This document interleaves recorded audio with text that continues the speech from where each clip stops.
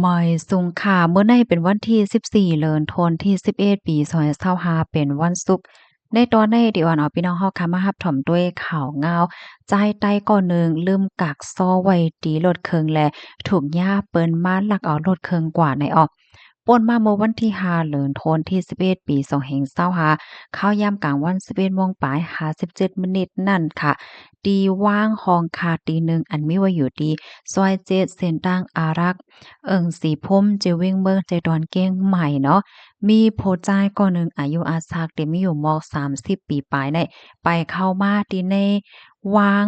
ห้องคาดนั่นเหค่ะเนาะมาหันรถเครื่องลำหนึ่งกึดไว้อยู่เฮ็ดจั่งใดอันเป็นเจ้ารถเครื่องนั่นก็ซ้ำเอากักซ่อในเสพไว้ดีรถเครื่องเฮ็ดจั่งใดเหแลข่าวกว่าหาอ้อยก็อั่นตันหึงถึง10มินิตเนี่ยค่ะเนาะอั่นตันถึง10มินิตค่ะ เหี่ยวแลอันเป็นก้นลักนั่นเนี่ยเขาก็ว่าโอ้รถเครื่องในกึดไว้อยู่ดีในกากซ้อก็หำเสพไว้เหี่ยวแลเนี่ยก็มันใจก็ฮอเอารถเครื่องนั่นเหกว่าให้ไหนอ้อกำนั้นอันเป็นเจ้ารถเครื่องและยินเสียงจังหนังนายอก็คีบแนดเลียนออกมาด้วยเนี่ยก็ดันเคิดเหย้าเฮ็ดจังเนี่ยเนาะอ๋อค่ะไหว้หลังเสเปิงเป็นนั่นเหย้าเนี่ยค่ะมั่นใจเนี่ยก็ไลกว่าเติ่งลาดไว้ดีโฮ้งปลิกค่ะเนาะ โรงผลิตว่าเฮ็ดจั่งใดก้อยกะว่าข้าวยามผ่านพ้นมาก็หลายวันแล้วค่ะตั้งฝ่ายภูมิพลพ่อนเขาเนี่ยก็ยังไปจังคบทบหันแลยอบไหลก้นหลักในเฮ็ดเนี่ยค่ะเฮ็ดเลยเผอว่าพอถึงมาในวันที่12เดือนธันวาคมที่11ปี2025ในอันเป็นจ่ายชัยค่ะเนาะจ่ายไส้เนี่ยเนาะอายุเลย36ปีและดังจ่ายหารอายุ30ปีเนี่ยก็ไล่เอาตั้งซักเสหลักฐานข้อมูล ว่าเจ้านายเหี่ยวก็ไล่เข้ากว่าไล่เข้ากว่าเฮ็ดข้องย้อนตั้งจอยเทียมตีผู้สื่อข่าวเขาเหี่ยวก็อ่อนเอาผู้สื่อข่าวในคะเนาะมาด้วยดีอันไรเกิดขึ้นเปิงเป็นนั่นเปิดตาย้อนตั้งจอยเทียม เปิดตาย้อนดาวจอยเทียมนั่นค่ะน่ะเนาะให้บ่จางคบทบหันโตก้นหลักในไวๆนี่เนาะเขาเนี่ยก็แค่ไลลดเคิงคืนนั่นค่ะน่ะนะมื้อเหลียวเนี่ยก็ไม่ใจว่าโกก้นหลักในเอากว่าขายเหย้านั่นน่ะเนาะเอากว่าขายว่าซังว่าเฮ็ดจั่งไหนเฮ็ดไหนคะอ้อตั้งฝ่ายนายตั้งฝ่ายจ่ายชายค่ะเนาะก็รัดนี่ว่าในวันนั้นแน่มันใจก็มาหาอ้อยก็ตีห้องขาดตีนายนั่นค่ะน่ะ หึงๆนั่นๆหนึ่งปอกเนี่ยก็แต่ใกล้มาแวะมาแหละมาหาอยู่ให้เนี่ยนะในวันนั้นได้เนี่ยก็เลยขึ้นรถเคิงไว้เหตีหน้าห้องคันนั่นปยก็หำลืมเอากากซ้อในเสียบไว้ที่รถเคิงให้นั่นน่ะเนาะกำนันก็เลยเข้าก็อบโอ้ตั้งโอ๊ยก็ตีในห้องตั้มถึงอ่ายังอำไปตั้งถึง10มินิตค่ะนะอยู่ๆก็เลยยินเสียงรถเคิงโตเจ้าเก่าเฮ็ดเนี่ยค่ะ กำในกอคิมแนดเปิดพักดูเฮออกมาด้วยกอโหมีก้นมาคอกว่าลูกได้ไหนเนาะกำในก็เรียนล่ำจอมนะ เรียนลำจ้อมก็ตั้นคืดยาวเฮ็ดแหนเนาะแฮ่แลมันใจก็ห้องแสนย้อนดังจอยเทียมเนาะก้อยก็ว่ามีไผหลฮัดมาจอยเนาะก็เพราะว่าเพิ่นก็ไม่ใจว่ากัวก้นลักในมีไว้ปากกองว่าซังว่าเจอนายเฮ็ดให้เขาแฮ่แลก้นลักนั่นก็ขอลดเครื่องในหายเสียบหายซอยหาลายลงกว่าเฮ็ดจั่งไหนเนี่ยค่ะเมื่อเหลียวก็โฮบทบลองตั้งอย่าเผิดเต้ๆมันจ่ายแลตั้งก็เป็นแต่เลยว่าก็เป็นเมเนี่ยอยู่เนาะ อยู่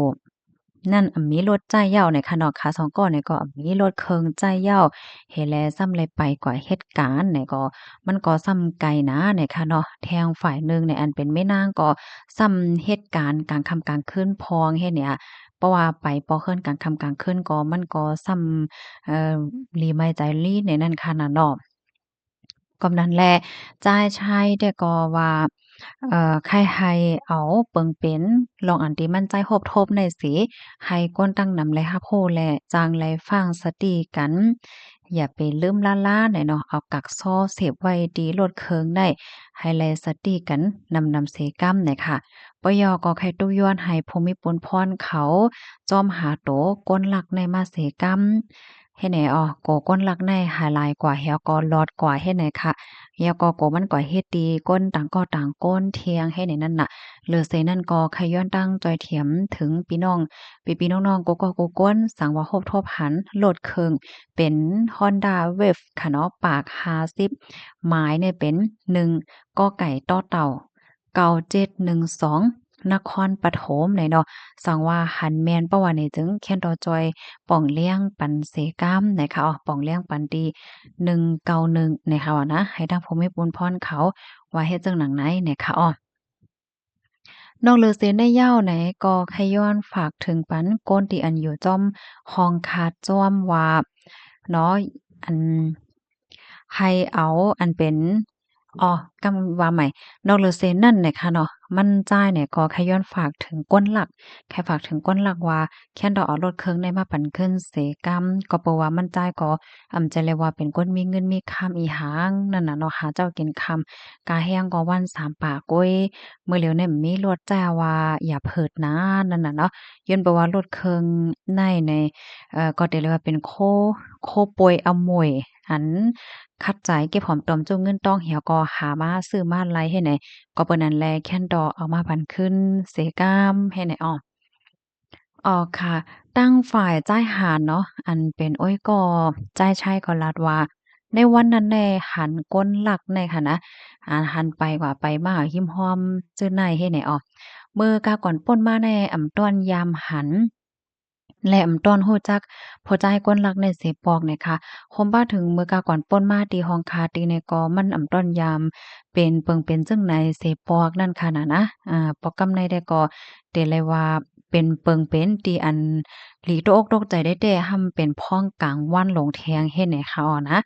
อ่อก้นหลักเนี่ยค่ะนะเข้ามากลางวันหลงได้แต่ว่าไว้ก็มาขอโลดให้ก็ออกกว่าเฮ็ดจั่งใดเนี่ยค่ะก็เปิ้นนั่นแหละ